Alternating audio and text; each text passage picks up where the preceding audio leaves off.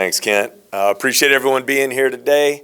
It's an exciting time for us.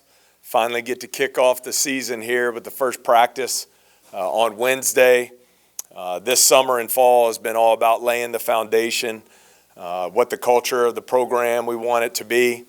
And I'm excited to get started on Wednesday because now it's about competition and a player evaluation and really start to determine what our core group is going to look like. So best time of the year for us, first day of practice on Wednesday. Love to open it up for any questions. Yes, sir. Hey, Coach. Glenn West with Go247. Just, when you kind of mentioned it here, but, I mean, you guys, you come back with 3 players that you brought in from Murray State, but this is pretty much a brand-new roster. Just how do you go about evaluating this team in terms of the roles that are going to be defined this year? It's a great question, Glenn. We've started that process. It's been a little bit of a different year for us and how we want to build our team.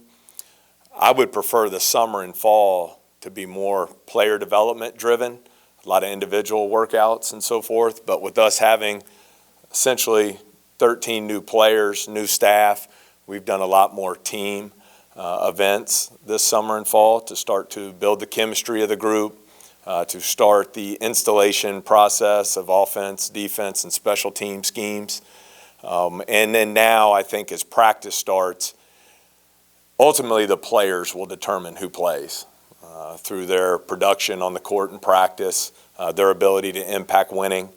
And so we'll have very competitive practices. I'm an equal opportunity there.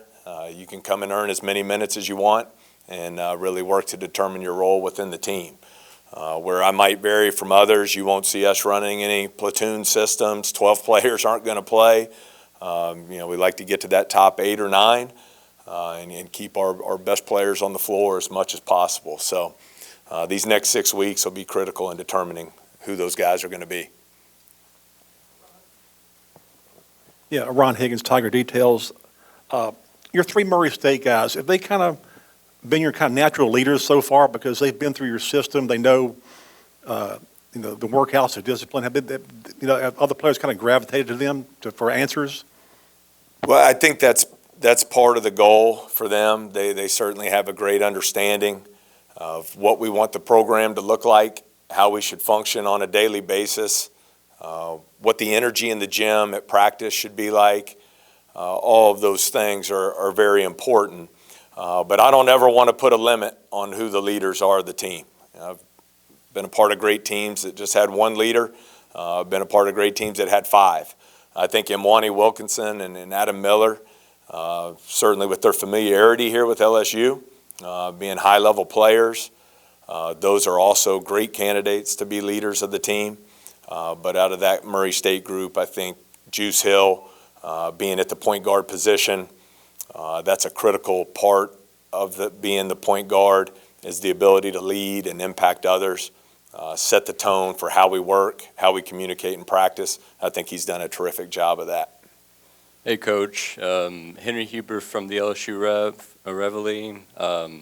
Retaining a player as talented as Adam Miller had to have been a huge plus entering your first season.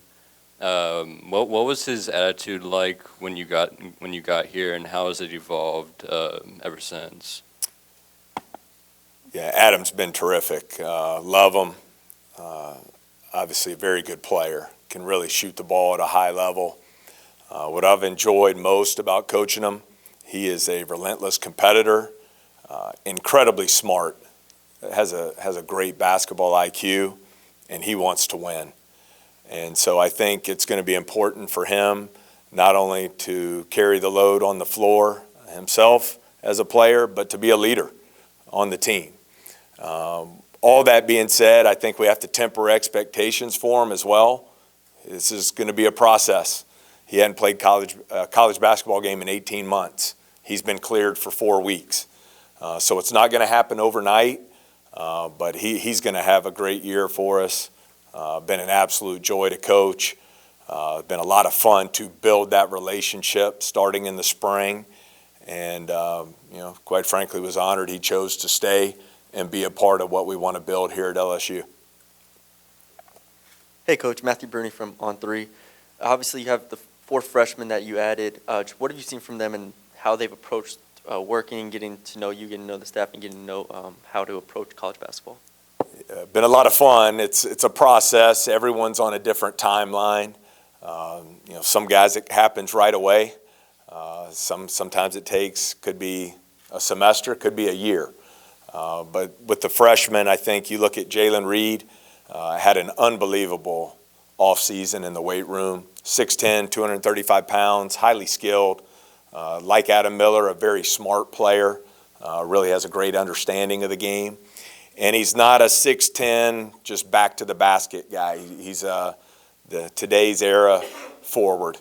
Skilled on the perimeter, can really pass it, create off the dribble. He's going to be an outstanding player for us. Tyrell Ward has really made great progress since the start of the fall semester. 6'6" wing, can score it, athletic, just wants to be a great player. So with that being said, he invests a lot of time in it. And you start to see the production as he continues on his journey. Big Sean Phillips, 7-footer. He's 245 pounds right now, was 320 pounds 2 years ago. All right, so you see the commitment he's made to improving. He's a guy who can protect the basket, with his shot blocking around the goal. It's just going to be a matter of continuing to learn the system. And then Cornelius Williams had a good summer. He's out right now with a shoulder injury. Don't have a timeline on how long he'll be out, but he will certainly miss majority of the preseason at this point. So, but overall, been really pleased with their transition from high school to college, and I know they're excited about the start of practice.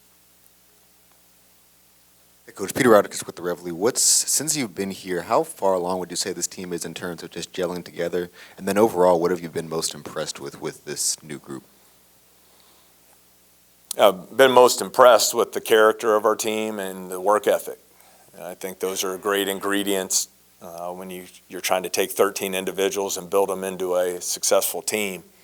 You have to start there. So it's been a lot of fun to coach our group. You see us getting better every day. Obviously, still have a long, long way to go.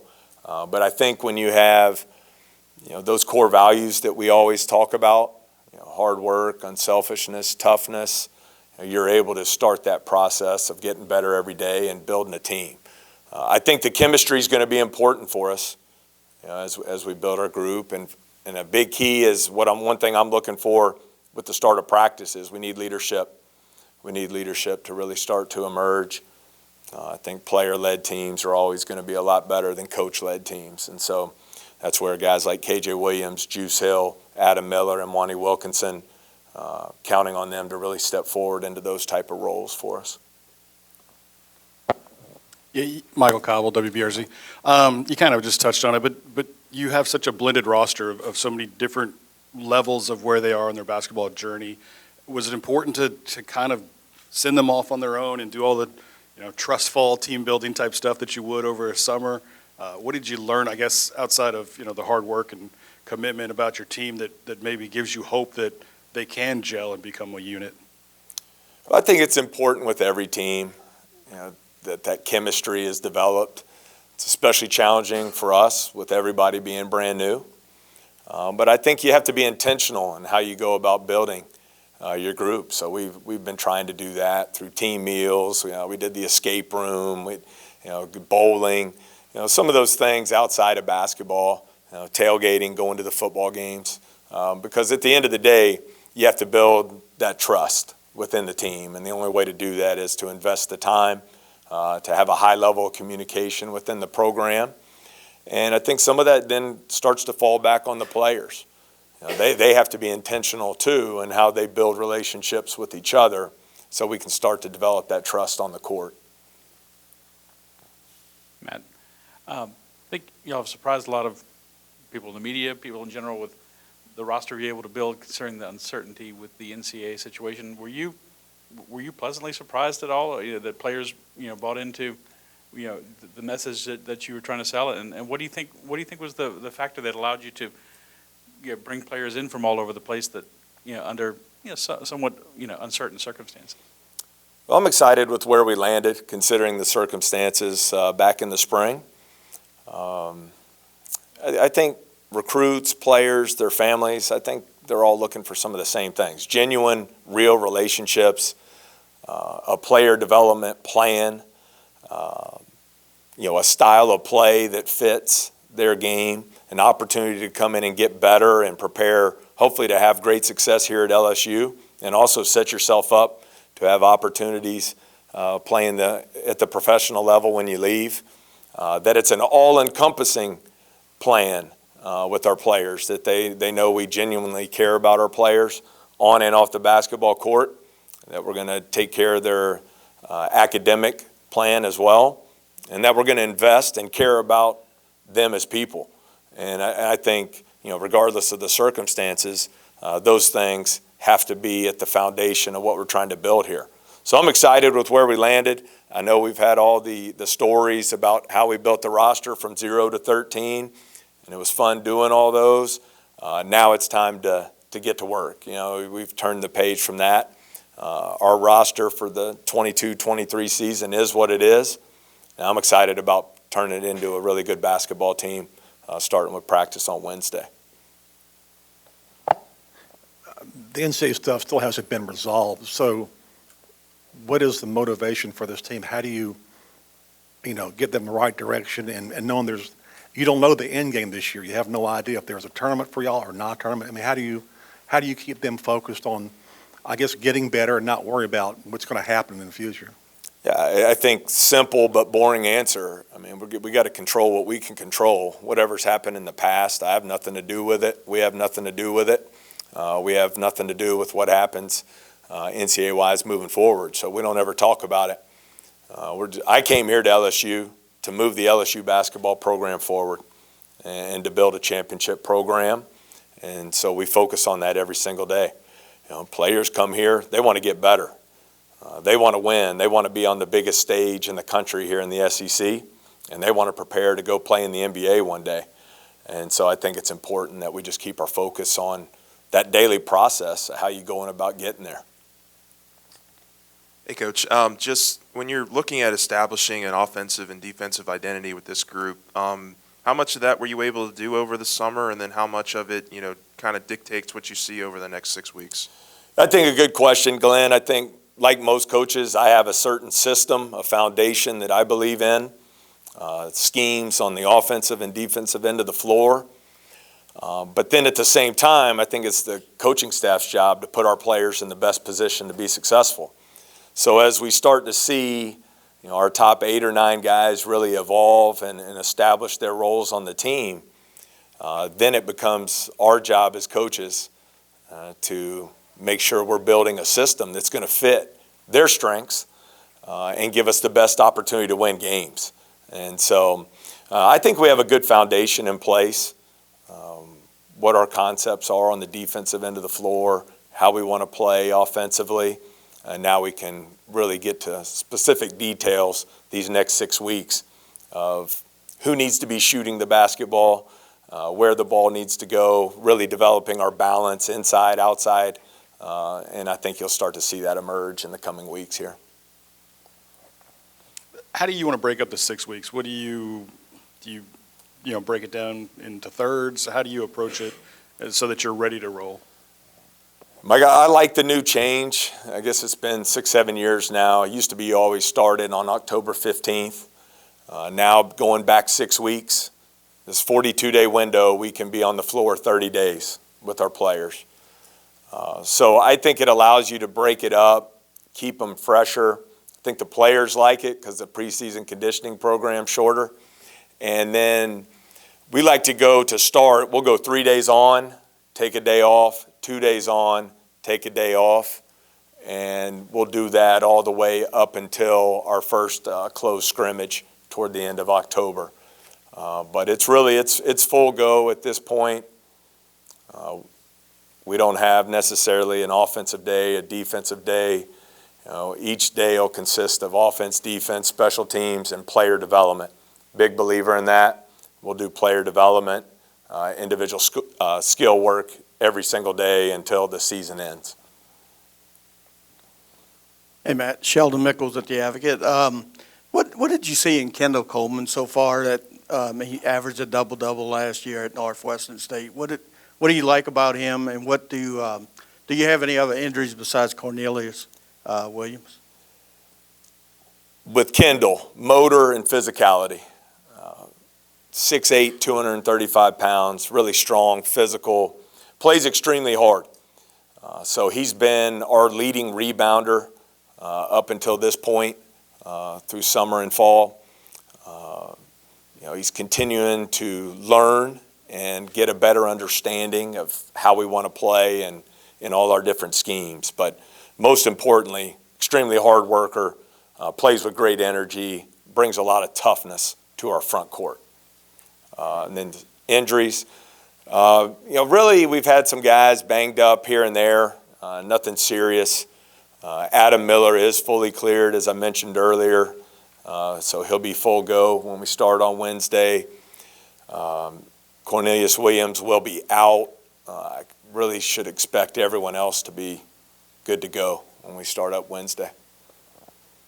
Hey, Coach, here in the middle, Jacques Doucet, WAFB-TV. I was just curious, what's it been like to be part of the entire LSU landscape when you've got Kim Mulkey coaching the women, Brian Kelly coaching football, Jay Johnson baseball, and so forth? It seems like all those coaches say that we all kind of raise each other's level.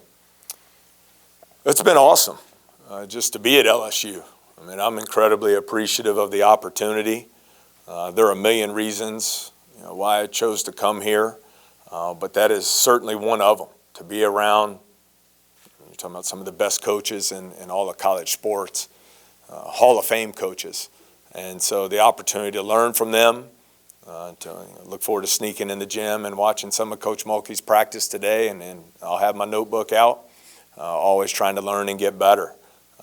Seeing how Coach Kelly has managed the season to this point, just really trying to learn, and you're always trying to steal something here and there that you can apply to your program to help your team be better. So it's awesome. It's a special place, unbelievable brand, and on top of that, the passion of the fan base, which we all have gotten to see here these first 6 months. Now really excited to get to the start of practice and get ready for opening night on November 9th. Hey, Coach, Ed Daniels from New Orleans.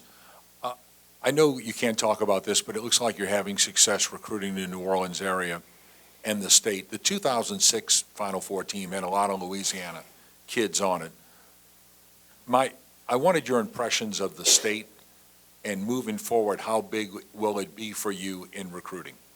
Well, we need another cycle like that to come through in the state, where there are 5 Final Four starters within an hour of campus. But I love the state of Louisiana. We've had players there during my time at Murray State and elsewhere. The high school coaches have been awesome. It's been great getting to meet so many of them. Expect to have quite a few of them at practice over the next 6 weeks as we look to build those relationships. But we always want to do a great job recruiting the state of Louisiana.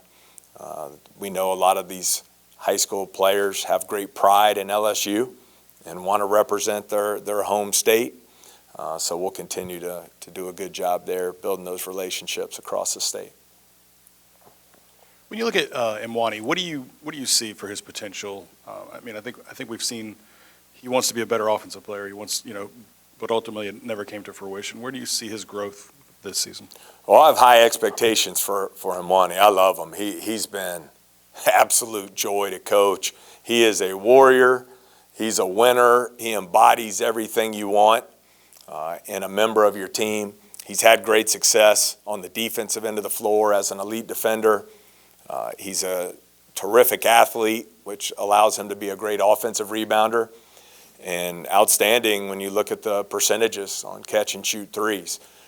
My goal for him is to see him take on an expanded offensive role, and a guy I expect to have a breakout year for us scoring the ball. And the final piece of that, Mike, is the leadership piece that I mentioned. I think when you have a player with that type of toughness, who wants to do whatever he can to impact winning for his team, although he's sometimes quiet, that opens the opportunity for him to be a great leader for our team. Hey, Coach. Koki Riley with the Daily Advertiser down here. So when you have two guards like Cam Hayes and Justice Hill, two kind of ball-dominant guards, do you think those two guys can sort of play together, or really with the guard rotation in general? You have a lot of guards, so how do you sort of manage not just the playing time with those guys, but also the sort of chemistry with all those pieces involved? It's a great question. I think that the answer there is twofold. I think, number one, those guards, it's up to them to establish their role on the team through their production and practice. And number two, I think it's up to the coaching staff to then identify which guards give you the best opportunity to win and then build your offensive, quote, playbook accordingly. I've been a part of teams where we had one point guard and he played all 40 minutes. I've been a part of other teams where our two best players were our point guards and we played those two guys together 37 minutes a game. So we're certainly not married to any certain system or you got to be, one point guard, two wings, two forwards. We want to get those 8 guys on the floor that give us the best opportunity to win. So I think you'll see a lot of that start to play itself out here in the coming weeks as practice gets going. I'm just curious, what is it too early to tell about your team? Do you feel like you have a pretty good handle on it, or is this thing wide open? I don't have a handle on it at all. It's going to be a process. That's why I'm so excited about the start of practice on Wednesday. We haven't faced any adversity at all other than a couple tough conditioning workouts here and there. So you get in practice. My goal as a coach is to create some chaos out there in practice and find out what we have and find out who we can become. So I don't really have any great answers for you here today, having not started practice, but I think it'll start to emerge as we go through these first 4 weeks. Then you get to those 2 close scrimmages. We have the option of playing exhibition games. I didn't want to do that. I wanted us to play close scrimmages against other D1s so you can find out where you stand going into November. So sorry to be a bore, but we'll find out. These next 4 weeks will tell us a lot. Those 2 close scrimmages will tell us a lot. And then as I tell our team all the time, they'll determine their roles. Coach and staff will help define them. Then it becomes up to them to accept them. The last piece of that is role evolution. I think I got to be able to tell a player where he's at on November 9th, and here are the things you can do to increase your role. Our NCAA tournament team, 2018, the 2 forwards who started on opening night for us didn't play in the NCAA tournament. And 2 guys who didn't play on opening night ended up being the starters in January, February, and March. So I think that wasn't my decision. The players decided that by how they played on the court in practice and ultimately in the games. Anybody else? Coach, thank you. Awesome. Thanks so much. Appreciate it.